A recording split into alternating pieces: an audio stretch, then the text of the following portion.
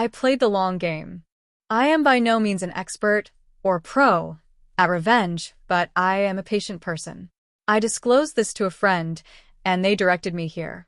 Throwaway for obvious reasons. It's a long read, but the setup and backstory are important. 7 years ago, I was lucky enough to be able to buy my own place. I had saved for 10 years, worked my ass off, and I was so happy to be able to have a place to call my own. Now, being a single person on the mortgage meant I had to make compromises. One such compromise was buying a property on a shared block, a lot cheaper. Where I'm from, this usually means it's on a straight-a title. For some, that's a bonus, as it means there's a communal fund for repairs. Typically, insurance is cheaper as it's collective, and other things like maintenance being taken care of. Strata titles also come with a lot of bylaws and restrictions on what you can and can't do. I'm a pretty private and introverted person, so having to deal with people and have limits on how I live was a no-no. I took my time, found the perfect property. Shared block but freehold title. Only thing that was I needed to pay public liability insurance for the shared walkway on the property, split equally between owners. The real estate agent is local to my area. There's also about 3 degrees of separation between us. He has friends who are friends with my friends type of thing. Didn't know him but knew of him, so that sort of felt good too.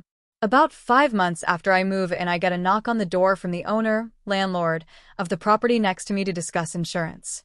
Not a problem. I ask for a copy of the policy so I have a record.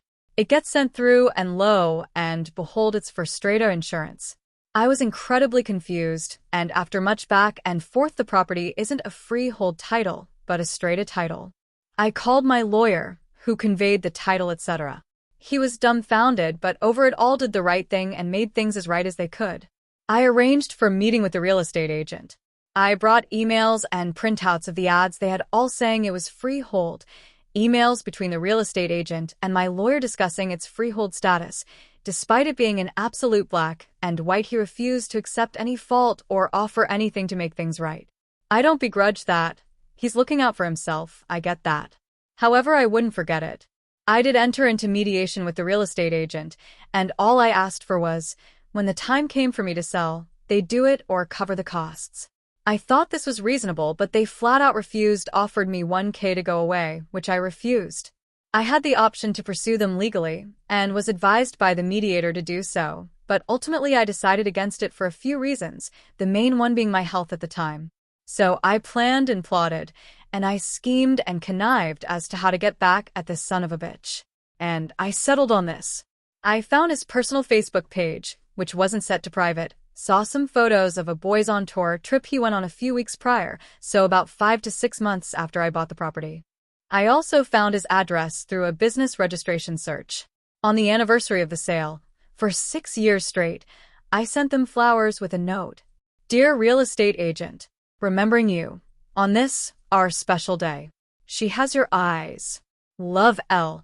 They varied ever so slightly over the years, but always had, on this our special day, and some weird inference to a love child and a desire to reconnect. I also from time to time arranged for postcards and letters to be sent from another country, the one he was on tour in, always signed Love, L. I learned about 3 weeks ago that this guy had recently divorced, lost his home, and is not longer working as a real estate agent.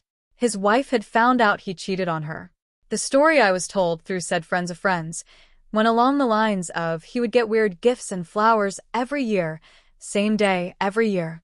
She, his wife, finally put 2 and 2 together and realized what the date was, and he admitted to cheating on her. Now, I didn't mean for this, but it turns out a year before I bought my house, he had gone on holiday, came back with an STD, gave it to his wife, but somehow convinced her that it wasn't him. As such, our special day turned out to be right around the time he'd have been balls deep, sans condom, in someone who wasn't his wife, only 1 year earlier. He's apparently lost his house, half his retirement savings, and also his business. I do feel a little bit guilty about all of it sometimes, but then I'm reminded that he's a scumbag and that karma, like me, is a patient, spiteful, and vengeful bitch. My landlord got not exactly what he deserved, but it sure was a rough ride for him. I had a landlord who was pretty absent. I lived in this building, a high-rise, like 20 stories for 10 plus years.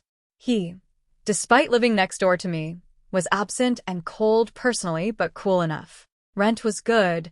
Our agreement was never bother him about anything unless it's an absolute emergency. Shower head wonky? Go buy a new one. Fridge breaks? Get it fixed, or, dude, just buy a new one. Take it out of what you pay in rent. Lost the receipt? I don't care, I know more or less what a fridge costs, just take it out of rent. Finally, his wife decides she wants more rent, wants to rent the place out as an office, not legal, and wants us out ASAP. I agree to move out a month early and get a month's rent back plus deposit. Complete 180 on their part. The place is ruined. Can't give you shit until you fix all this stuff. Two main things. My cats did scratch up the leather legs of the dining table, and the pull-up bar made 2 dents in the door frame of the kitchen, which was quite nice hardwood. They come to me with this list of tons of stuff like, oh, you hang a photo frame here. This tile is slightly chipped. This is the busiest work time of the year for me, but I'm trying to be cooperative. Sure, I got the table legs re-leathered, spackle the photo frame wall hole. Can't do anything about the door frame. Take it out of deposit. Patch the tile. Like dozens of little everyday wear and tear things. Like, you want me to change the window screens? These are all new screens and in nicer shape than when I moved in. But I did them all. I trusted the guy. Gotta get my money. At the end, he should have been giving me 24k RMB, pound 2,500. He gave me 5. I still need to use the money to fix all that stuff. If you can't accept the 5, I can't give you anything at all. I was super pissed off but took the 5. Now, people in the building are gossipy. I don't participate, but I did tell this one older lady about my frustration. She told everyone. The wife went from being the star of the mommies group of the building to nobody wanting to talk to her. People shun the guy, too. I originally told them I was planning on moving to another city, but an opportunity came up and I ended up renting a similar unit in the same building. So they thought they could just screw me over and not have to see me, but now they still did. Often. A year later, the office calls me with some question about how to do something with the floor heating. I go, door frame is not fixed, still has dents. I call the guy like, what the hell, man, and he tells me to mind my own business. 5 years later, I see the light in my old place is still on at 3 a.m. Huh, that's odd. I go to check, the door is open, and the place is just trashed, ruined. Cabinets broken, stuff on the walls, lazy landlord. And the dents on the kitchen door frame are still there. So the guy never fixed anything, just kept my money.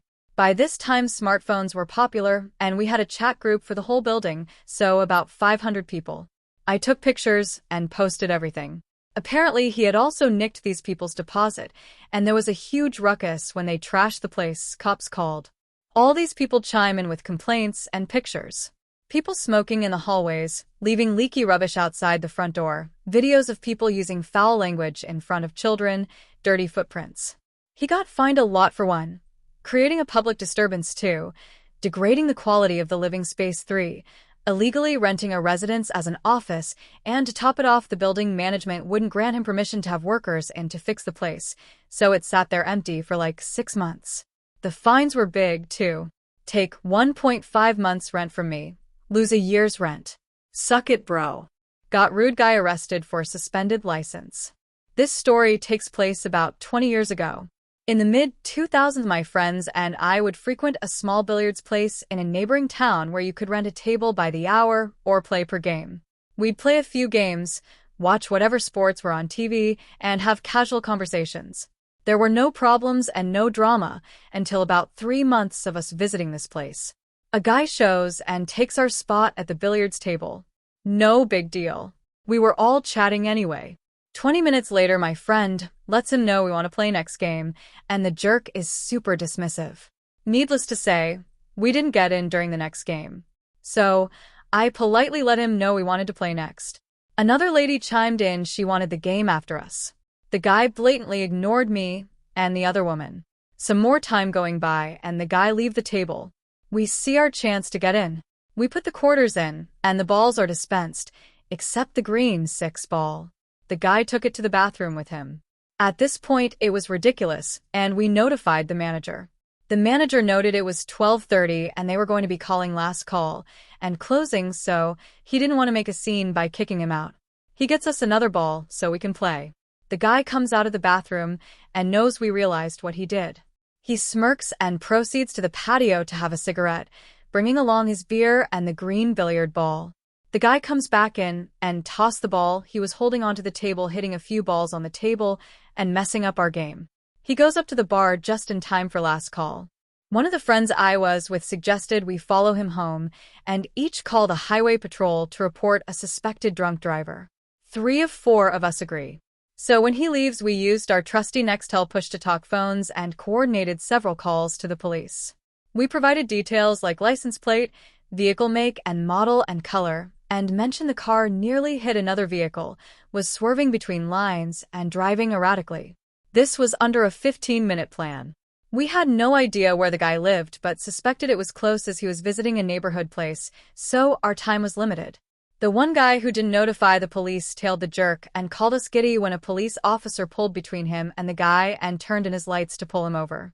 The police blotter that week included an arrested of a guy who was pulled over after multiple calls of erratic driving. He wasn't arrested for DWI, but instead for driving on a suspended license. TLDR, guy was a jerk at a local billiards club, so we got him pulled over by the cops and he was arrested for driving in a suspended license. Thank you so much for watching the video. For more video like this, please subscribe.